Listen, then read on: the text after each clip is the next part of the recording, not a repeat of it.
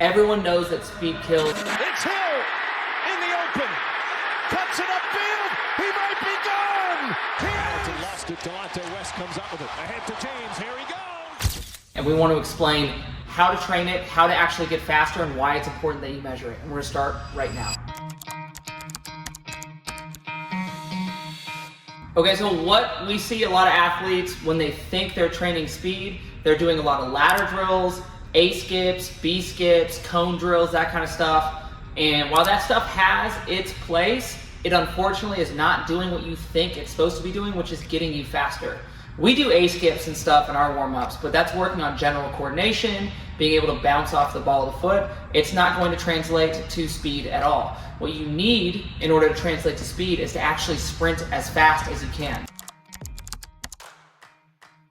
What that's going to require is adequate rest between reps, probably about 3 to 5 minutes, an adequate distance, probably at least about 40 yards, and ideally you got some kind of laser timers to show you how fast you're actually sprinting and to boost the intent of the session, because everyone wants to get a new PR, see if they can hit 19 miles an hour and beat their buddy's time. I'll go into a little bit more detail in terms of how we train speed and what that setup of a session looks like. But right now I want to go over why it's so important that you start doing speed training right now. Okay, so you may be asking, if I play basketball or volleyball or what have you, why do I need to sprint at top end speeds if I'm not going to sprint at top end speeds in my sport? And the reason is because the stimulus for your nervous system and your body of sprinting is so powerful. It will help you improve your vertical jump. It'll help you improve your change of direction. Nothing compares to it.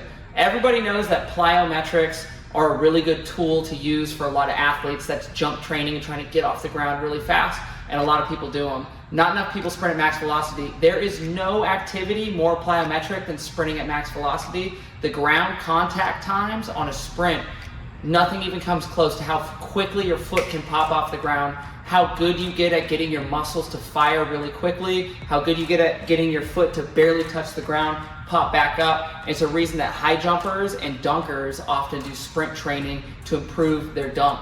Show me a fast track athlete with a bad vertical jump, you cannot find one. The other thing is all that stimulus can even help improve your lifts, especially explosive lifts like the Olympic lifts, for instance. So it's not going to add 50 pounds to your back squat, but it will definitely help you get stronger. Another key factor of how sprint training is going to positively impact your sport is something called speed reserve. So if you're faster than the other kid and you're running, let's say 17 miles an hour, and that kid has to run 110% to keep up with you, you can run a lot smoother. If you're running a route, for example, you're running at 90%, you're going as fast as you need to go. Your coordination is going to be better. The other thing is that slower player is going to be constantly redlining his system, trying to keep up, whereas you might be able to glide at 90% and you'll keep your energy and your speed higher as the game goes on. Another reason I talked about this in our video last week, sprinting can really help decrease your risk of injury for hamstrings. There is nothing that even comes close to the contraction that your hamstring feels when you're sprinting at top end speed. And so sprinting more often, more frequently, ideally once a week, is going to help prevent injuries like hamstring pulls. Another huge impact of true speed training, running at 100% of your max velocity, can have is something called the bleed down effect, where if you work on your max velocity and your max velocity gets better, it will contribute to improving your acceleration as well. Jumping, like we already talked about. If your body is capable of running 20 miles an hour and you need to make a cut at 12 miles an hour, it is not that difficult for you because you're so used to running at such high speed. Another thing I want to touch on is something called the speed development window.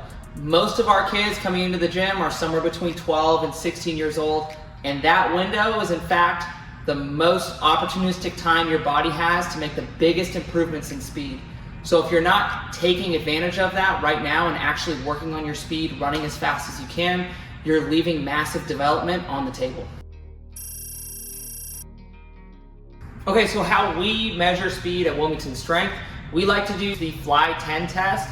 That would be typically a 30-yard lead in to a timing gate, 10-yard timing gate. and how fast you can go through that timing gate at your top end speed. That's why we have a 30-yard lead in. We'll break that down into miles per hour, so we can tell you, hey, you can run 19.5 miles an hour, 20 miles an hour, 17 miles an hour, and we'll track that for all our athletes over time. A couple reasons that we like the Fly 10. Number one, we don't have 13-year-olds comparing themselves to the NFL Combine 40-yard dash times and feeling terrible about themselves. It's really simple, and kind of everyone can wrap their head around, hey, 20 miles an hour is pretty fast, or 19 miles an hour is pretty fast. And it's just standard for all our athletes. Another massive factor for us is the intent of the session. When we break the laser timers out, all the kids want to run as fast as they possibly can.